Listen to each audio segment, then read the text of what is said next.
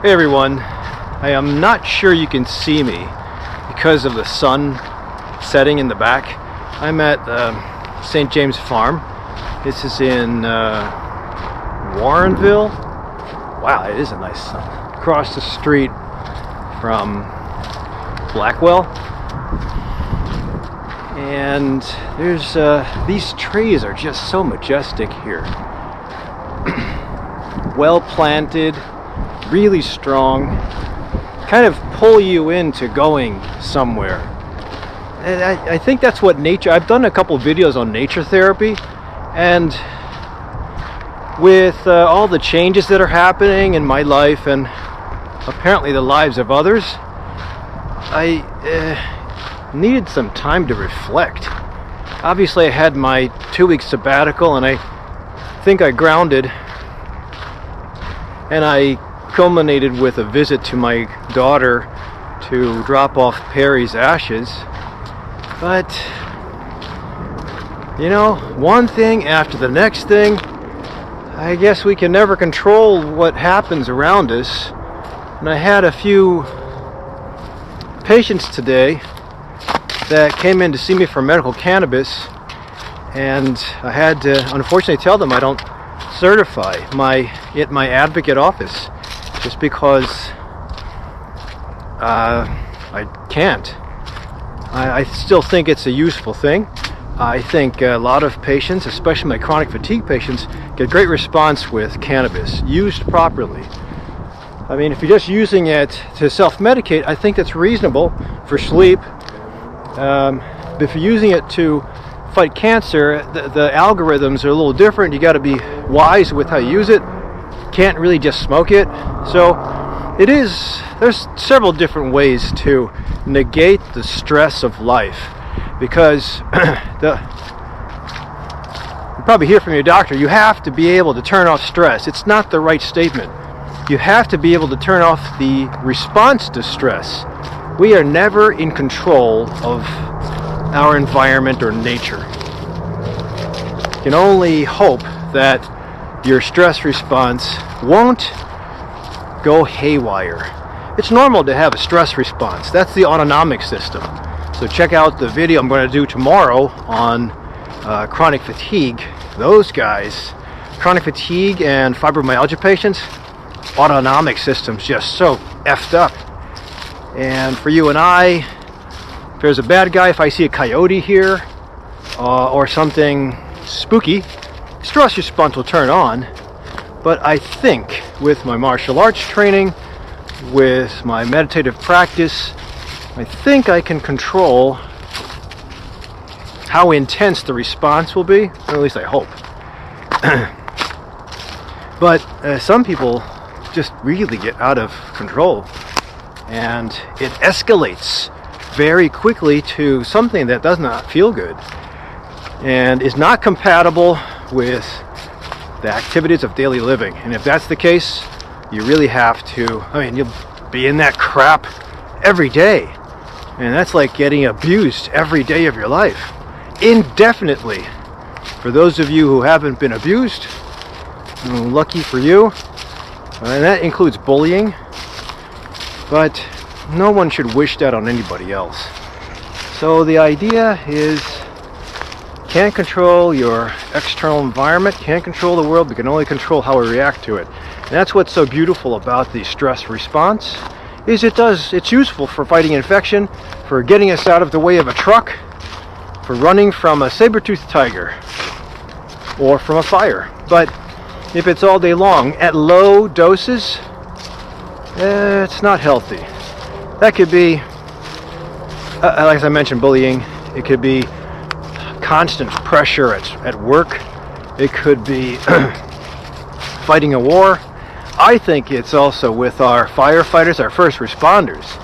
I gave a talk to some first responders at College of DuPage. God bless those guys, but unfortunately you have a high occurrence of brain cancer and colon cancer in firefighters and police force, and I think it's because of that. They are constantly, most of them are really calm, cool, and collected. Used to admire the cardiologists that would run the codes. That's the code blue. at the hospital because they seem so calm, cool, and collected. And I'm trying to leaf through, that's in residency, I'm trying to leaf through my algorithm book. Let's see, what's the rhythm on the EKG? What medicines do we give? Do we shock? Do we give compressions? Do we call it? And the guys would just be dealing with it so often. But I think a lot of my colleagues probably drink too much and they're burned out. Luckily, some of them kind of offset that with toys, material stuff. Some of them are really imbalanced, so I'm proud of those guys. But I think the majority of my colleagues are trying to just survive, especially with medical reimbursement being so poor.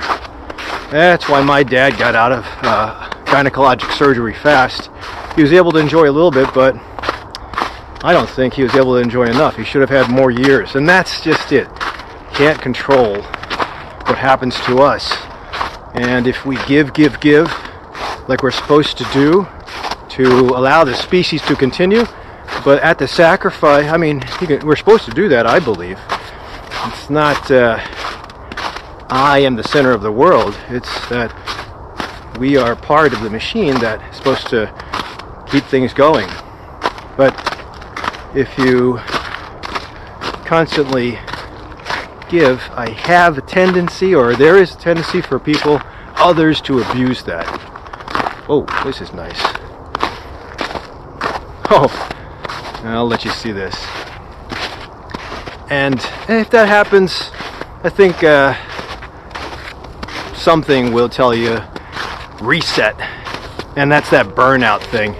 So when you're getting burned out, the check engine lights will come on, and hopefully you will recognize the check engine lights and then respond accordingly.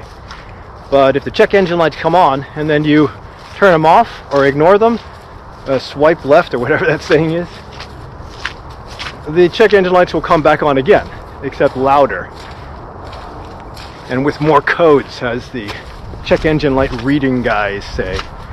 And the more codes you have, the more difficult the rebuild. So it's really pretty.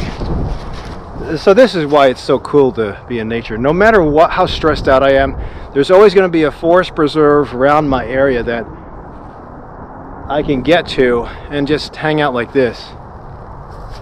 I'll let you see that as I talk. So the objective is always to have some contribution to the rest of the world, humanity. Do your thing. That's why finding your purpose is really important, even if it's something small compared to, you know, being president of the United States or being a neurosurgeon or delivering babies. But no matter what your job is in this world, I think it's important for us to find it and be open to it, not be embarrassed, and just do it and commit. But also at the same time recognize that we are meant to participate and give our part as far as the species continuing, but the species is not supposed to take advantage of us. And if it was going to be like a parasite, if the species parasites all the energy out of you, that's not meant to be. If we contribute to the survival of the species and betterment and maybe the improvement of life, great. But at the same time, the investment that we have in all that stuff, me putting in long hours, me trying to work a system that, or trying to do something in the midst of a system that's not supportive, finding my way, I'll do it. But if I contribute, then the payback is I'll be part of the species that will benefit. Not to the point, this is not to the point where I give, and then my marriage is lost, my children don't know who I am, and I have medical disease. I'll just be part of the damage, the damaged cogwheels of the system. So if you're, now I didn't mean to make this a burned out or my quantum shift video, but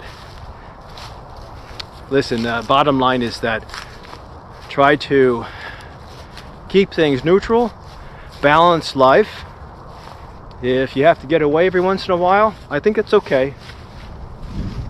But work your ass off, contribute as best as you can, study and understand so that you can be a better person. Hang out with better people. Don't contribute to the madness. Get some rest. So, great sunset. If you have any practices that you do as far as nature therapy, even if you have bad knees and you just want to find a bench, there's a whole bunch of benches over there by the horse stalls. I see a trail here somewhere. And you can just sit by a bench and hang out there and get the same benefits as me. So, I see a trail. I don't know where that trail's going. I'm going to take you here just for a little bit before I sign off. You can witness the spookiness. There is spookiness when you find a trail, but at the same time, it's very... it's like an adventure.